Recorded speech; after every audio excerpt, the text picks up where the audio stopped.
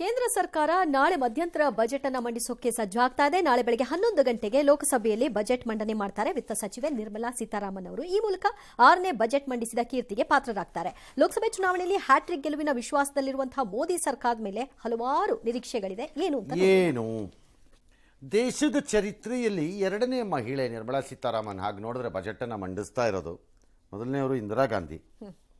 She had done budget ಮಾಡಿದ್ರು.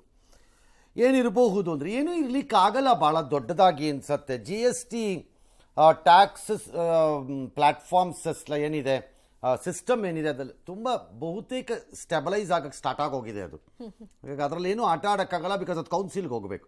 ಜಾಗ ಇರ್ಬೋದು, ಅದು ಪರ್ಸನಲ್ ಇನ್ಕಮ್ ಟ್ಯಾಕ್ಸ್ ಸೈಡಲ್ಲಿ ಒಂದಷ್ಟೇನಾದರೂ ಇನ್ಕಮ್ ಟ್ಯಾಕ್ಸ್ ಇದರಲ್ಲಿ ಇರ್ಬೋದು. ಕಸ್ಟಮ್ಸ್ ಆ್ಯಂಡ್ ಎಕ್ಸೈಸಲ್ಲೂ ತುಂಬ ಜಾಸ್ತಿ ಸಿಗುತ್ತೆ ಜಾಗ ಅಂತೇನು ಇಲ್ಲ. ಹಾಗಾಗಿ ಟ್ಯಾಕ್ಸೇಷನ್ ಕಡೆ, ತೆರಿಗೆ ಕಡೆಯಿಂದ ಭಾಳ ದೊಡ್ಡದಾದಂತಹದ್ದೇನೋ ಆಗಿಬಿಡುತ್ತೆ ಅಂತಲ್ಲ. ಹಿಂದಿನ ಅನುಭವಗಳಿಂದ ಹೇಳಿದ್ರೆ ಅವ್ರು ಚುನಾವಣೆ ಬಂದಾಗ ಆ ರೀತಿ ಮಾಡಿದ್ದಿಲ್ಲ.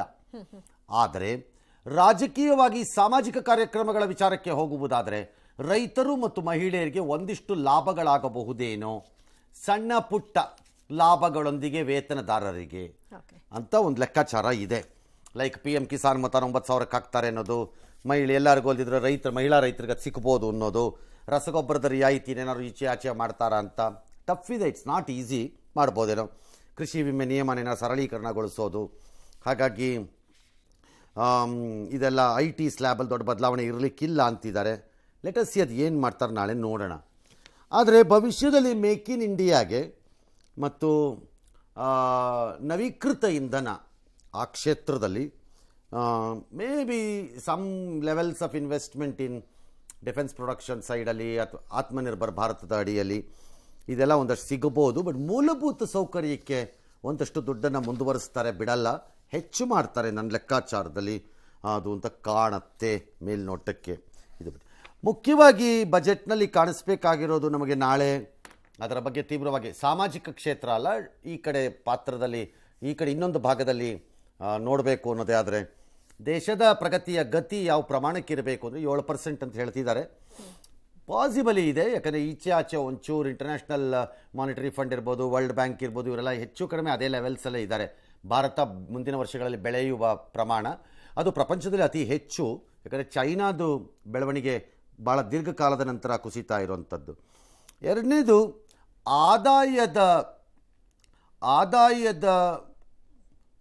ಗಳಿಕೆ ಹೇಗಿದೆ ಅನ್ನೋದು, ರೆವಿನ್ಯೂ ಗ್ರೋತ್ ಏನಿದೆ ಅನ್ನೋದನ್ನು ನೋಡಬೇಕು. Will have to C. 14%, 12%, 16% ಅಂತ ಕೆಲವರುಗಳು ಲೆಕ್ಕಾಚಾರ ಕೊಡೋಕ್ಕೆ ಸ್ಟಾರ್ಟ್ ಮಾಡಿದ್ದಾರೆ. ಅದು ಏನಿರುತ್ತೆ ರೆವಿನ್ಯೂ ಗ್ರೋತ್ ನೋಡಬೇಕು ನಾವು. ಪಾಸಿಬಲಿ ಗುಡ್ ರೆವಿನ್ಯೂ ಗ್ರೋತ್ ಇರುತ್ತೆ, ಕಾರಣ GST ಟ್ಯಾಕ್ಸ್ ಮೊಬಲೈಸೇಷನ್ನು, ಟ್ಯಾಕ್ಸನ್ನು ಸಂಗ್ರಹ ಮಾಡ್ತಿರೋದು ಭಾಳ ಚೆನ್ನಾಗೇ ಆಗ್ತಾ ಇದೆ. ಇವರಿಗೆ ದಾಖಲೆ ಪ್ರಕಾರದಲ್ಲಿ ಆಗ್ತಾ ಇದೆ. ಹಾಗೆ ನೋಡಿದ್ರೆ ಕರೋನಾಯಿಂದ ಆಚೆ ಬಂದಂಗೆ ಕಾಣಿಸ್ತಿದೆ economy in terms of GST collection ನೋಡಿದ್ರೆ. ಮೂರನೇದು ಭಾಳ ಇಂಪಾರ್ಟೆಂಟು, ಇದು ಶ್ರೀಸಾಮಾನ್ಯರುಗಳಿಗೆ ಅಷ್ಟೊಂದು ಆಸಕ್ತಿಕರವಾಗಿರಲಿಕ್ಕಿಲ್ಲ. ಫಿಸ್ಕಲ್ ಡಿಫಿಸಿಟ್ ಏನಿರುತ್ತೆ ಅನ್ನೋದನ್ನು ನೋಡಬೇಕು. ಯಾಕಂದರೆ ಶ್ರೀಸಾಮಾನ್ಯರಿಗೆ ಅದು ದೊಡ್ಡ ಆಸಕ್ತಿ ಇರುತ್ತೆ ಅಂತ ನಾನು ಅಂದ್ಕೊಂಡಿಲ್ಲ. ಸ್ವಲ್ಪ ಇದ್ರ ಬಗ್ಗೆ ಆಸಕ್ತಿ ಇರುವವರಿಗೆ ತಿಳ್ಕೊಳ್ಳೋಕ್ಕೆ ಆಸಕ್ತಿ ಆಗಬಹುದು ಅಂತ ಕಾಣುತ್ತೆ. ಲೆಟ್ ಅಸ್ ಸಿ ನಾಳೆ ಏನಿರುತ್ತೆ ಅಂತ. ಓಕೆ.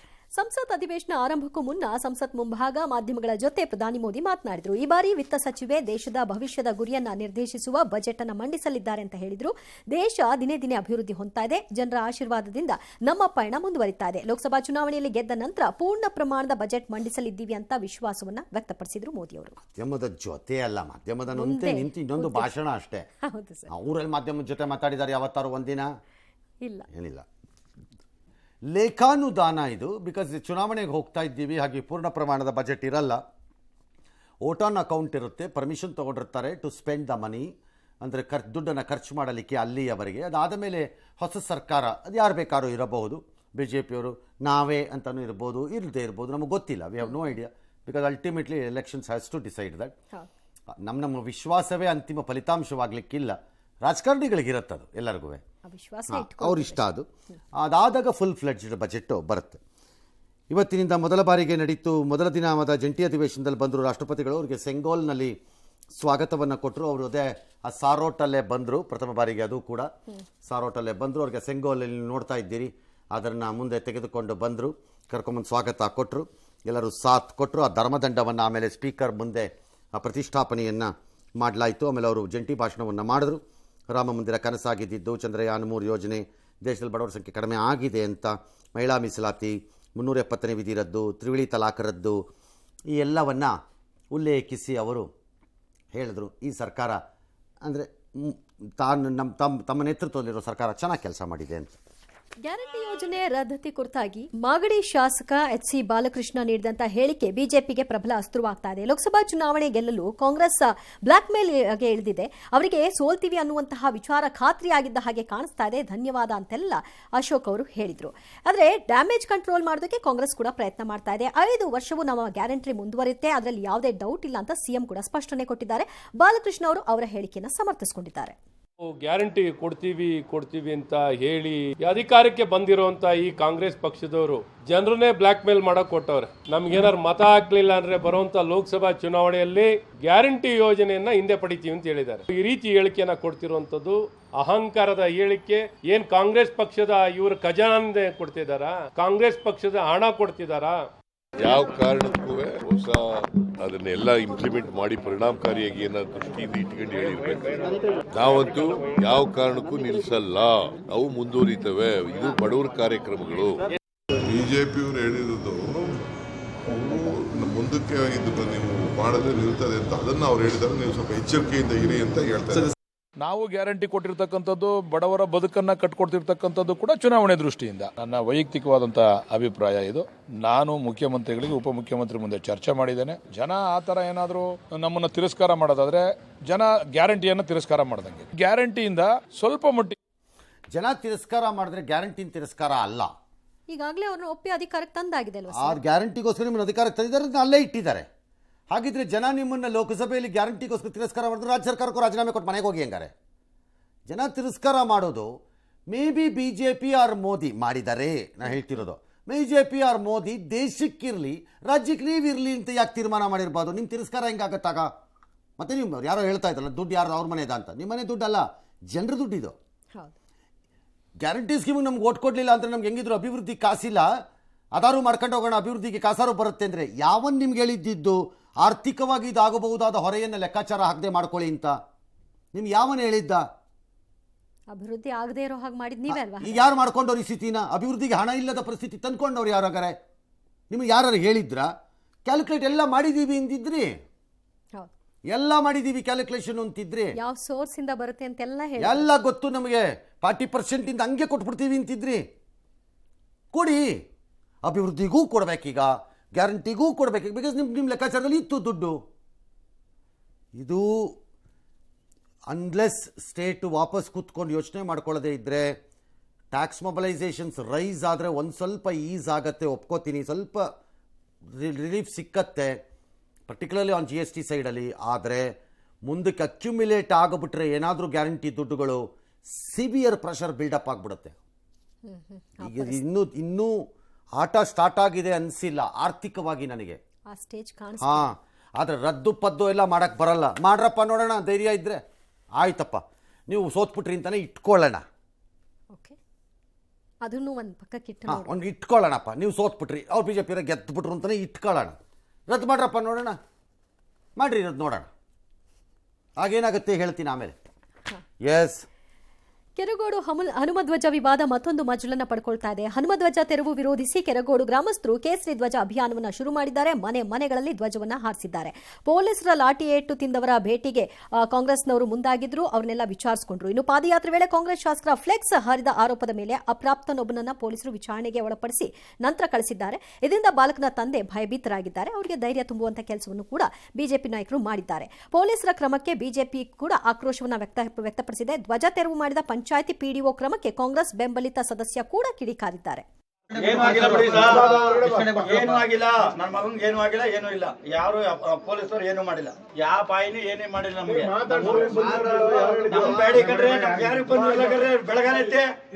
ನಾನು ಹೋಗಿ ನಾನೊಬ್ಬ ಸತ್ತು ಬಂದಿರಿ, ನಮ್ ಬೇಡ, ನಮ್ಗೆ ಏನ್ ಕ್ರಿಯೆ ಅಧಿಕಾರ, ನಮ್ಗೆ ಏನಿಂದ ಯಾವ ಬಾರ್ಡರ್ನ ಆರಿಸ್ಕೊಂಡು ಏನೋ ಮಾಡ್ಕೊಳ್ಳಿ ಹೋಗ್ರಿ.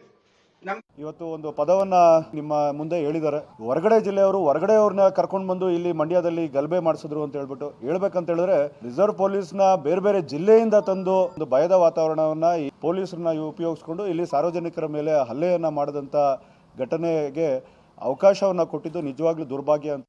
ಮೊದಲನೇ ಸಭೆ ನಡೆದಾಗ ಅವತ್ತೂ ಸಹ ನೀವು ಇಂಥ ಫ್ಲಾಗ್ ಆರಿಸಬೇಕು ಇಂಥ ಫ್ಲಾಗ್ ಆರಿಸಬಾರ್ದು ಅಂತ ಸಭೆಯಲ್ಲಿ ನಮಗೆ ಅಧಿಕಾರಿ ಹೇಳಿಲ್ಲ. 2 ಮೀಟಿಂಗಲ್ಲೂ ಹೇಳಿಲ್ಲ, ಕೊನೆ ಮೀಟಿಂಗಲ್ಲೂ ಅದು ಬರಲಿಲ್ಲ. PDO ಏನಂದ್ರು ಗೊತ್ತಾ ಸರ್, ನಂದು ಸರ್ಕಾರಿ ನೌಕರನಾಗಿ ಇದಕ್ಕೆ ಆಕ್ಷೇಪಣೆ ಅಂತಂದ್ರು. ಸರ್ಕಾರಿ ನೌಕರನಾಗಿ ಆಕ್ಷೇಪಣೆ ಅಂದ್ರೆ ಹೊರತು ನಾನು 2 ಮೀಟಿಂಗ್ ಯಾರು PDO ರದ್ದು ಮಾಡೋಕೆ ಏನು ಅವಕಾಶ ಇದೆ ಅವನಿಗೆ? ಈಗ ಮಂಡ್ಯ ಎರಡೆರಡು ಬಂದ್ ನೋಡ್ಬೇಕು ಸರ್, 7ನೇ ತಾರೀಕೊಂದು 9ನೇ ತಾರೀಕೊಂದು. ನೋಡ್ರಪ್ಪ, ಯಾರು ಬೇಡ ಅಂದವರು ಸಮಾನ ಮನಸ್ಕ ವೇದಿಕೆ ಅವರು ಒಂದು ಮಾಡ್ತಾರಂತ. ಮತ್ತು ಆ ಮಗುನ ಕರೆಸಿ ಮಾಡಿದ್ದಕ್ಕೆ ಮಕ್ಕಳ ಹಕ್ಕು ಆಯೋಗನೋ ಏನೋ ಇರುತ್ತಲ್ಲ, ಒಂದು ನೋಟಿಸ್ ಕೊಡಿ ಆ ಪೊಲೀಸ್ನವ್ರಿಗೆ. ಅಪ್ರಾಪ್ತ ಮಕ್ಕಳನ್ನ ಯಾಕೆ ಏನಕ್ಕೆ ಕರ್ಸಿದ್ರಿ, ಯಾರು ಕರ್ಸಿದ್ರು, ಏನಕ್ಕೆ ಕರ್ಸಿದ್ರು, ಒಂದು ನೋಟಿಸ್ ಕೊಡಬೇಕು. ಆ್ಯಕ್ಚುಲಿ ಸ್ಟೇಟ್ ಅವ್ರು ಕೊಡ್ಲಿಕ್ಕಿಲ್ಲ, ಬೇರೆಯವ್ರು ನನಗೆ ಗೊತ್ತಿಲ್ಲ ಹೇಗೋ ಅದು. ನೋಡೋಣ ಈಗ ಆಸಕ್ತಿ ತೋರಿಸಿ. ಮತ್ತೆ ಇನ್ನು ಜನ ಇಷ್ಟಪಟ್ಟಿದ್ರೆ ನೀವೇನೂ ಮಾಡ್ಕೊಳಕ್ಕಾಗಲ್ಲ. ಎಂಥದ್ದಾರು ಬಡ್ಕೊಳ್ಳಿ, ಅವ್ರಿಗೆ ಮಾಡ್ಕಾಗಿದ್ದು ಅವರೇ ಮಾಡ್ಕೊಳ್ಳೋದು. ಕಾಂಗ್ರೆಸ್ನವ್ರು BJP ಮೇಲೆ, BJP ಕಾಂಗ್ರೆಸ್ ಮೇಲೆ, ಇಷ್ಟೇನಾ ಬೈಕೊಳ್ಳೋದು ಒಬ್ಬರ ಮೇಲೆ ಒಬ್ಬರು? ಬೈಕೊಳ್ಳಿ, ಹೋಗ್ರಿ, ನಮ್ಗೇನು ಹೋಗ್ಬೇಕು, ಮುಂದಕ್ಕೆ ಹೋಗೋಣ. ರಾಜ್ಯದ ವಿವಿಧೆಡೆ ಧ್ವಜದಂಗಲ್ ನಡೀತಾ ಇದೆ. ಬೆಂಗಳೂರು ಇದ್ರ ರಿಪರ್ಕಷನ್ ಉಗುರು ಕೊಡ್ಲಿ ಇದೆ. ಶಿವಾಜಿನಗರದ ಬಳಿಕ ಈಗ JJ ನಗರದಲ್ಲೂ ಹಸಿರು ಧ್ವಜ ಕೆಳಗಿಳಿಸಿದ್ದಾರೆ. 10 ವರ್ಷದಿಂದ ಇದ್ದಂತಹ ಹಸಿರು ಧ್ವಜದ ಬಗ್ಗೆ ಸ್ಥಳೀಯರು ಟ್ವೀಟ್ ಮೂಲಕ ಕೇಳಿದ್ರು. ನಂತರ ಅದನ್ನ ಎಚ್ಚೆತ್ತುಕೊಂಡು ತೆಗೆಸಿದ್ದಾರೆ. ಮೈಸೂರಿನ ಅಂಬೇಡ್ಕರ್ ಪಾರ್ಕ್ನಲ್ಲಿ ಹಾರ್ತಾ ಇದ್ದ ಟಿಪ್ಪು ಧ್ವಜದ ಫೋಟೋ ಹಾಕಿ ಸರ್ಕಾರವನ್ನ ಸಂಸದ ಪ್ರತಾಪ್ ಸಿಂಹ ಅವರು ಕ್ಲಾಸ್ ತೆಗೆದುಕೊಂಡ್ರು. ನಂತರದಲ್ಲಿ ಅದನ್ನು ಕೂಡ ಕೆಳಗಿಳಿಸಲಾಯಿತು. ಇನ್ನು ರಾಯಚೂರಿನ ಸಿರುವಾರದಲ್ಲಿ ಟಿಪ್ಪು ಭಾವಚಿತ್ರಕ್ಕೆ ಕಿಡಿಗೇಡಿಗಳು ಚಪ್ಪಲಿ ಹಾರ ಹಾಕಿದ್ದಾರೆ. ಇದರಿಂದ ಕುಪಿತಗೊಂಡಂತಹ ಮುಸ್ಲಿಂ ಸಂಘಟನೆಯವರು ಪ್ರತಿಭಟನೆ ನಡೆಸಿದ್ರು. ಅವರನ್ನ ಬಂಧನಕ್ಕೆ ಒಳಪಡಿಸಿ, ಇಲ್ಲಾಂದ್ರೆ ನಮ್ಮ ಪ್ರತಿಭಟನೆ ಮುಂದುವರಿಸ್ತೀವಿ ಅಂತ ಎಚ್ಚರಿಕೆ ಕೊಟ್ಟಿದ್ದಾರೆ. ರಾಮ ಮಂದಿರದ ಬಗ್ಗೆ ವಿವಾದಾತ್ಮಕ ಸ್ಟೇಟಸ್ ಖಂಡಿಸಿ ಧಾರವಾಡದ ತಡಕೋಡದಲ್ಲಿ ನಡೆದಂತಹ ಗಲಾಟೆ ಸಂಬಂಧಿಸಿದಂತೆ ಗರಗ ಠಾಣೆ PSI ತಲೆದಂಡವಾಗಿದೆ. ಕರ್ತವ್ಯ ಲೋಪದ ಆರೋಪದಲ್ಲಿ ಅವರನ್ನ ತಲೆದಂಡ ಮಾಡಲಾಗಿದೆ. ಈಗ ಎಲ್ಲೆಲ್ಲಿ ಬಾವುಟ ಬರುತ್ತೆ ಅಲ್ಲೆಲ್ಲ ಇಳಿಸ್ಕೊಂಡು ಓಡಾಡ್ರಿ ಪೊಲೀಸ್ನವರು. ಈಗ ಅದೊಂದು ಅಭಿಯಾನ ಶುರುವಾಗಿದೆ. ಮಾಡಬೇಕು, ಬೇರೆ ದಾರಿ ಇಲ್ಲವಲ್ಲ, ಬೇರೆ ದಾರಿ ಇಲ್ಲ, ಇಲ್ದಿರ ಏರಿಯಾಲ್ ಗಲಾಟೆ ಆಗತ್ತೆ. ಹೌದು, ರೂಲ್ಸ್ ತರವಾಗಿದ್ದು ಫೇಸ್ ಕಾನ್ಸಿಕ್ವೆನ್ಸಸ್. ಅದಾದ್ಮೇಲೆ ಇದು ಬರುತ್ತೆ. ಸ್ಥಳೀಯವಾಗಿ ಮ್ಯಾನೇಜ್ ಮಾಡದೇ ಇದ್ದಿದ್ದನ್ನು ಈಗ ಅನಿವಾರ್ಯವಾಗಿ ಕಾಂಗ್ರೆಸ್ ಮತ್ತು ರಾಜ್ಯ ಸರ್ಕಾರ ತನ್ನ ಮೈ ಮೇಲೆ ಎಳಕೊಂಡು ಈಗ ಮಾಡಬೇಕಾದ ಪರಿಸ್ಥಿತಿಯನ್ನು ತಂದಿಟ್ಟಂತಹ ಎಲ್ಲ ಅವರ ಘನತೆವೆತ್ತ ನಾಯಕರುಗಳಿಗೆ ಕಾಂಗ್ರೆಸ್ ಪಕ್ಷ ಥ್ಯಾಂಕ್ಸ್ ಹೇಳ್ಕೊಳ್ಳಿ. ಅವ್ರ ಕಾಂಟ್ರಿಬ್ಯೂಷನ್ ಅಷ್ಟೇ.